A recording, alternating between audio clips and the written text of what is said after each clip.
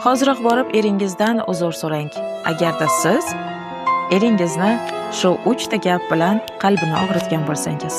Birinchi xato sen erkak emassan degan gap. Erkak kishining eng og'ir yarasi va erkakligini ham sindiradigan eng yomon gap hisoblanadi. Ikkinchisi esa boshqa erkaklar bilan eringizni qiyoslashtirish.